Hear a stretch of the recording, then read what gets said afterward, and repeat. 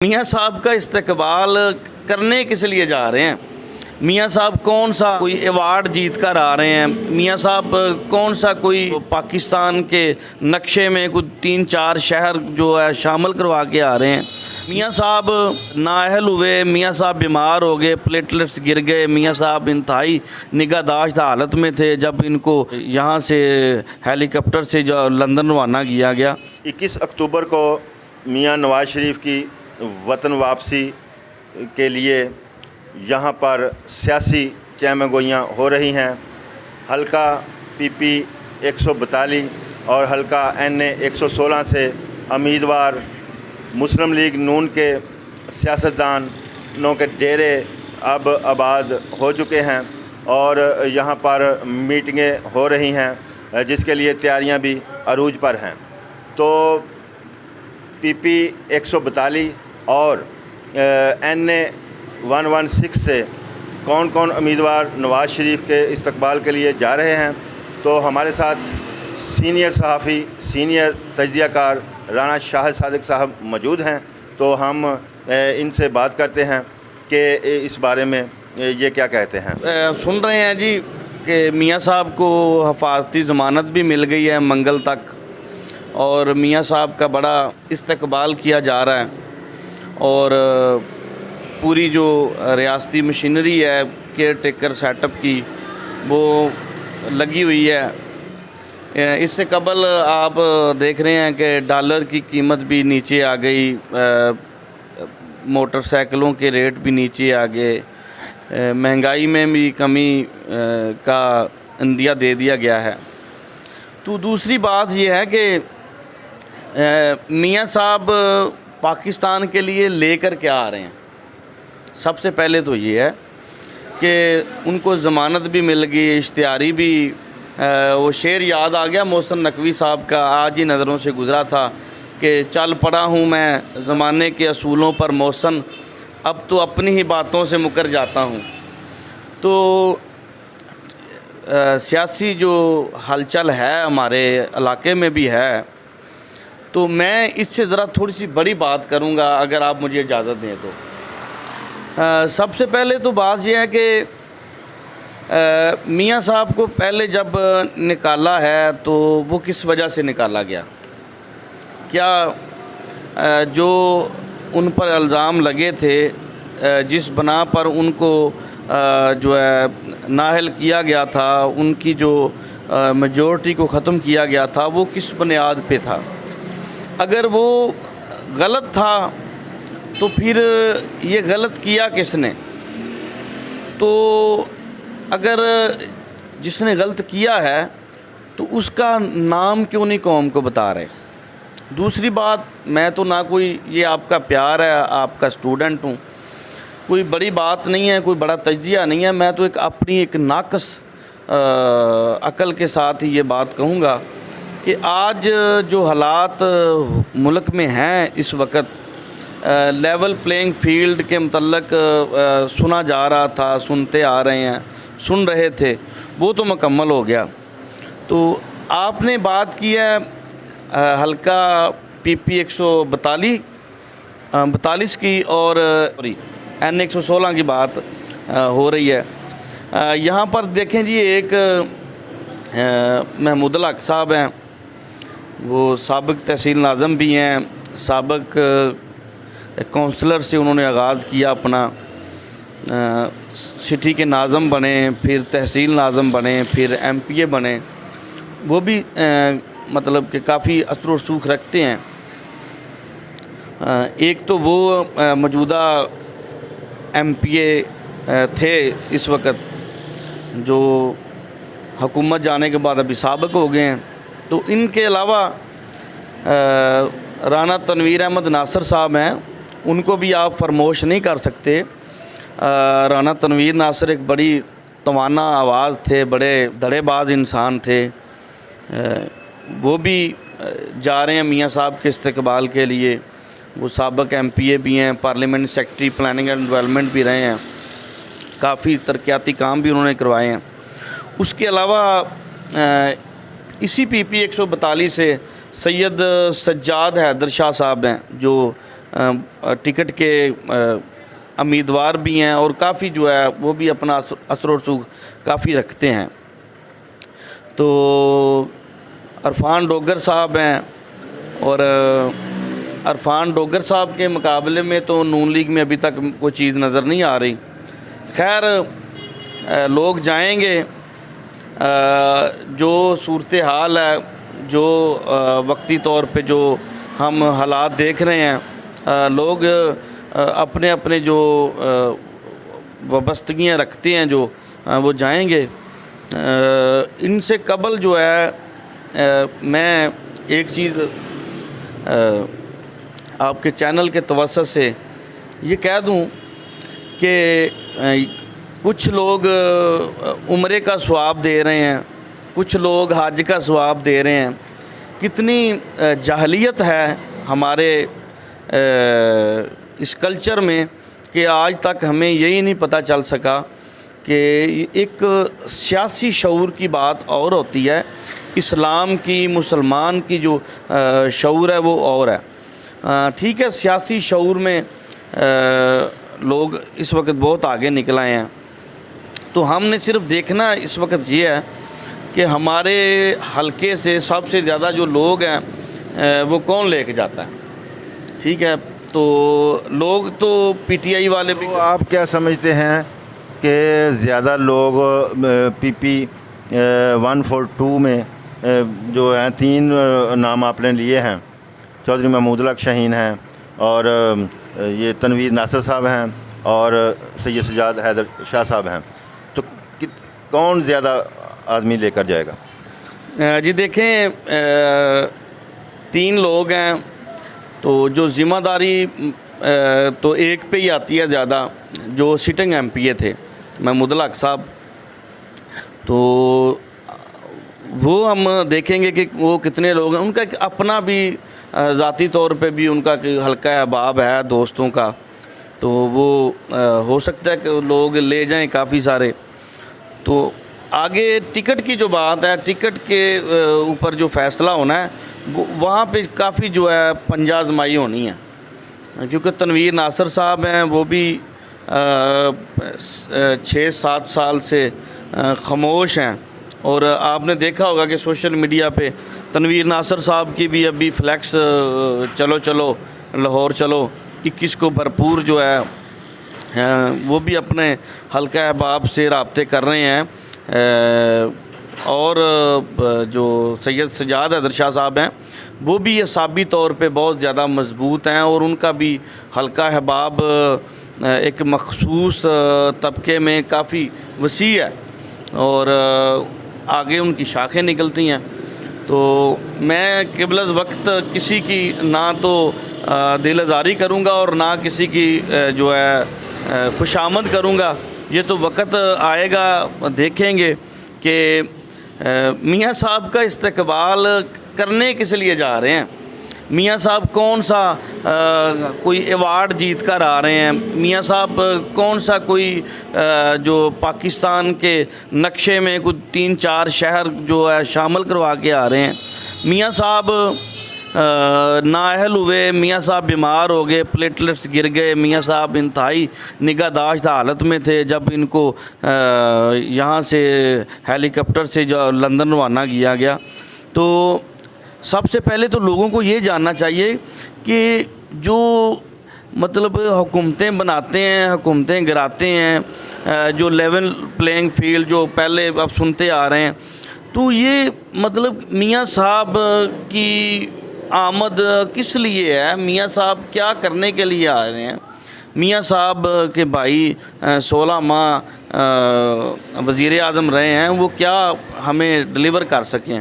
पहले तो मेरा अभी तक मैं ज़मानतें भी उनकी कन्फर्म हो गई हैं, मंगल तक उनको हिफाजती ज़मानत मिल गई है, ग़ालिबन 23 तारीख़ तक। तो फिर भी अभी तो कोई गुंजाइश रह नहीं गई पीछे, लेकिन फिर भी मैं नहीं मानता कि वो मियाँ साहब आ रहे हैं कि नहीं आ रहे। तो बाकी इरफान डोगर साहब हैं। इरफान डोगर साहब को हमेशा जो वोट इधर से पहली दफ़ा वो हमारे हल्का से MNA बने हैं, तो उनका जो वोट बैंक है वो सिर्फ नून लीग की हद तक है। जो ताजर हजरात हैं, ताजरों को काफ़ी फैसिलिटेट करते रहे हैं मुस्लिम लीग नून के अदवार में, इसलिए उनका एक नज़रियात बना हुआ था। लेकिन मैं यही कहूँगा कि सारे अपना अपना जो असर और सूख इस्तेमाल करके मियाँ साहब की इस्तकबाल के लिए जा रहे हैं। मियाँ साहब का इस्तकबाल मुझे बार बार हंसी आती है कि मियाँ साहब का इस्तकबाल किस लिए करने हैं। ना तो वो कोई हज करके आ रहे हैं, ना कोई वो उम्रा करके आ रहे हैं, ना कोई वो कोई उम्मत मुसलमान का कोई मुकदमा लड़ के आ रहे हैं। ऐशो इशरत की ज़िंदगी गुजार के बेहतरीन पूरी दुनिया में घूमते रहे हैं स्वाय पाकिस्तान के। तो अब वो आ रहे हैं, तो जो उनको ला रहे हैं उनका क्या अंदाज़ा है कि क्या जो पहले उन्होंने मियाँ साहब पर इल्ज़ाम लगाए थे और जिस तरीके से ख़त्म नबूवत के हवाले से उन पर जो इल्ज़ाम तराशी की गई, उन पे इल्ज़ाम लगाए गए, किस तरह वो कादियानियत नवाज उन पर इल्ज़ाम लगेंगे, क्या ये इस सोशल मीडिया के ज़माने में ये क्या धुल जाएंगे? नहीं धुलेंगे। कहा यह जा रहा है कि मियाँ नवाज शरीफ के आने से मुल्क में महंगाई जो है वो कम हो जाए। सर ये एक जो पॉलिटिकल पार्टियां होती हैं ना सर, आप मैं पहले भी अर्ज कर चुका हूं कि आप हमारे उस्ताद हैं, रहनुमा हैं, हमारे कायद हैं। मतलब कि मैं आपके आगे इन बातें करता ही अजीब लगता हूं। सूरज के आगे जो एक मोमबत्ती की क्या औकात है, आपके आगे मैं क्या कह सकता हूँ माशाल्लाह। लेकिन मियाँ साहब के आने से खुशहाली आ जाएगी। तो मियाँ साहब के आने से खुशहाली तो नहीं आएगी, यही हालात रहेंगे, आप देख लीजिएगा। लेकिन एक वो जो इन्होंने कमिटमेंट की हुई थी, मुझे भी डर लगता है, मैं तो थोड़ा सा परेशान भी हो जाता हूँ। फिर कहता हूँ कोई नहीं, हर एक को हक हासिल है कि वो अपना जो ख़यालात का इज़हार करे। मियाँ साहब के आने से कबल ही जो डॉलर नीचे आया है, ये 16 माह में तो डॉलर नहीं नीचे आया, ऊपर ही रहा है। तो जब से मैं समझता हूँ कि जब से ये निगरान सेटअप आया है, तब से लोगों की जो सांसें हैं ना थोड़ी सी वो ज़रा खुशगवार हुई हैं। ये निगरान सेटअप जो है, निगरान सेटअप ने काफ़ी काम किया है आवाम की सहूलतों के लिए। डॉलर नीचे आया है, पेट्रोल सस्ता हुआ है, आज जो स्टील वो सस्ती हुई है, लोहा सस्ता हुआ है।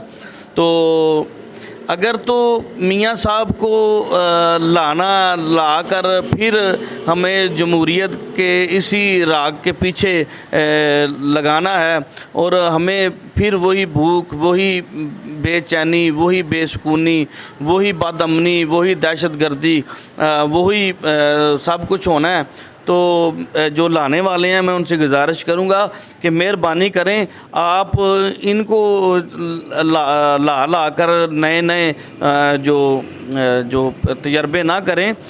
आप बेहतर जो है हुकूमत कर रहे हैं, तो हमें इससे कोई सरोकार नहीं है कि कौन आ रहा है, कौन जा रहा है, कौन आएगा, कौन जाएगा।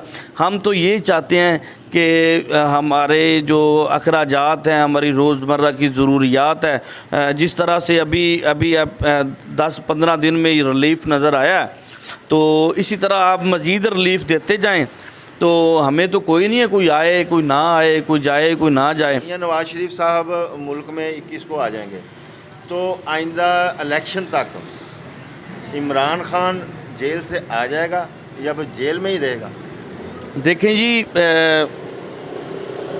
मेरा इतना बड़ा कद नहीं है जितनी बड़ी आपने बात कर दी है, लेकिन एक तालब इल्म होने के नाते मैं ये कहूँगा कि मियाँ साहब पहले भी 3 दफ़ा बरतरफ हुए हैं।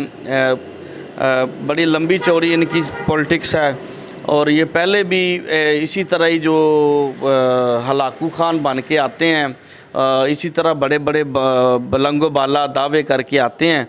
तो जब इनके साथ डील हो जाती है तो इनका जो बड़े बड़े हमारे इस्टेब्लिशमेंट में बड़े बड़े लोग बैठे हैं, उनका यही मानना है कि मियाँ साहब जो है ना फौरी ढेर हो जाते हैं और जो कमिटमेंट कर लेते हैं। लेकिन जहाँ तक इमरान खान की बात है, इमरान खान को मैं तो ना पहले कभी सपोर्ट किया था ना कभी वोट दिया था। मैं तो अभी उनकी जो फॉरेन जो पॉलिसियाँ थी, खारजा पॉलिसी थी, उसको हमने देखा। मैंने पहले भी अपने कई व्लॉग में मुख्तलिफ जगह पे ज़िक्र भी किया कि जब मैं ईरान इराक़ में गया हूँ तब मैंने उसकी खारजा पॉलिसी देखी तो अच्छा लगा। लेकिन इमरान खान है, इमरान खान कभी भी कमिटमेंट नहीं करेगा। इमरान खान जेल में सड़ जाएगा, मर जाएगा। इमरान इलेक्शन का क्या बनेगा कि वो जो इलेक्शन आ रहा है उसमें वो अंदर ही रहेगा, कमिटमेंट भी नहीं करेगा, वो सड़ जाएगा, वो बाहर नहीं आएगा, तो इलेक्शन फिर यहाँ कौन लड़ेगा? सर इलेक्शन पहले तो होना ही नहीं है, अभी तो एहतसाब शुरू होना है। अभी तो मियाँ साहब आ रहे हैं, अभी तो मियाँ साहब का बड़े वो कहते ने कि जेड़े आउन मेल मुहम्मद वही आन मकानी, तू हस हस लालियाँ अखियाँ, हस हस लालियाँ अखियाँ ते रो रो मारे वैन। अभी तो आप देखें इनके इस्तकबाल के बाद, इनकी आमद के बाद अभी तो एहतसाब का अमल शुरू होना है। अभी तो जो मियाँ साहब है वो उनको पाकिस्तान में लाने के लिए इतनी एफ़र्ट्स की जा रही हैं।